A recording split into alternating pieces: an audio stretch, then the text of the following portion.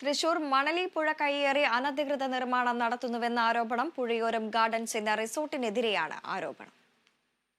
2019 ഈ കയ്യേറ്റം നടന്നെന്ന് പഞ്ചായത്ത് അംഗീകരിച്ചിട്ടും ഇതുവരെ നടപടി സ്വീകരിച്ചില്ലെന്ന് പൗരാവകാശവേദി ജില്ലാ ചെയർമാൻ ദാസൻ കാട്ടുങ്ങൽ ആരോപിക്കുന്നു.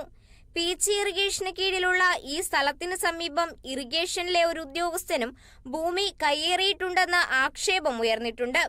100 മീറ്ററോളം വീതിയുണ്ടായിരുന്ന ഇവിടം വേനൽക്കാലത്ത് നാട്ടുകാർ കുളിക്കാനും മറ്റ് ആവശ്യങ്ങൾക്കും ഉപയോഗിച്ചിരുന്നു. കടവ് നാശത്തിന്റെ വക്കിലെത്തിയപ്പോൾ അന്നത്തെ MLA MP വിൻസെന്റ് 5 ലക്ഷം രൂപ ചിലവഴിച്ച് പുതുക്കിപ്പണിതു. ഈ സൗകര്യം മനസ്സിലാക്കിയ മണൽ മാഫിയ ചോളിക്കടവ് മണൽ കള്ളക്കടത്തിന് ഉപയോഗിക്കാൻ ആരംഭിച്ചുവെന്നാണ് ആരോപണം. ചോളിക്കടവ് എന്നൊരു കടവുണ്ടായിരുന്നു. പണ്ട് മുതലേ കൃഷിക്കാർക്ക് തങ്ങളുടെ കന്നുകാലികളെ കുളിക്കാനും അവിടുത്തെ ഗ്രാമവാസികൾക്ക് കുളിക്കാനാണ് ഈ ചോളിക്കടവ് ഉപകരിക്കുമായിരുന്നത്.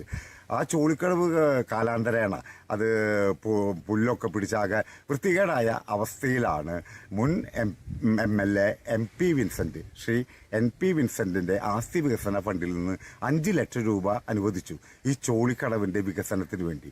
അങ്ങനെ ചോളിക്കടവ് വളരെ മനോഹരമായി വൃത്തിയാക്കി. ആ ചോളിക്കടവിലേക്ക് ഇറങ്ങുന്ന സ്ഥലത്ത് ഒരു 10 അടി ഉയരത്തിലുള്ള 2 കരിങ്കൽ തൂണ് സ്ഥാപിച്ചു.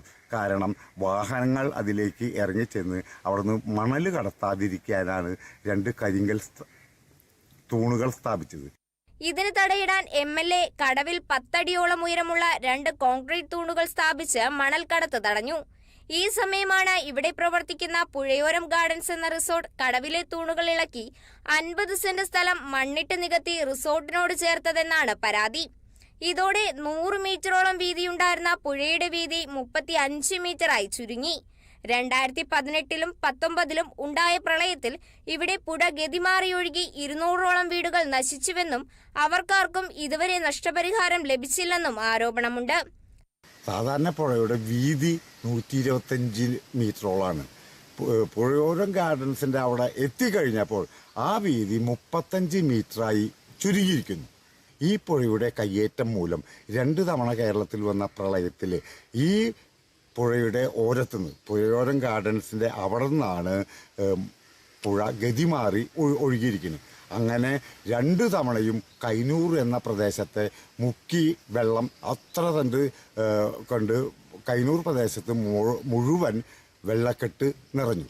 എത്ര കുടുംബങ്ങളാണ് ദുഃഖത്തിലും ദുരിതത്തിലും വന്നതെന്ന്. ഈ അനധികൃതമായ ഈ നികത്തൽ മൂലമാണ് ഈ പുഴയോരം ഗാർഡൻസ് പുഴ കയ്യേറിയതുകൊണ്ടാണ് ആ ഭാഗത്ത് വെച്ച് പുഴയുടെ ഓരം മാറിപ്പോയത്. ഇതിനെതിരെ 5 വർഷം മുമ്പ് പരാതി നൽകിയിട്ടും പഞ്ചായത്തും ഇറിഗേഷനും യാതൊരു നടപടിയും എടുക്കുന്നില്ല. ഇതിന് രാഷ്ട്രീയ പാർട്ടികളുടെ പിന്തുണ ഉണ്ടെന്നും ആരോപണം ഉയർന്നിട്ടുണ്ട്. Kerala vision news, Thrissur.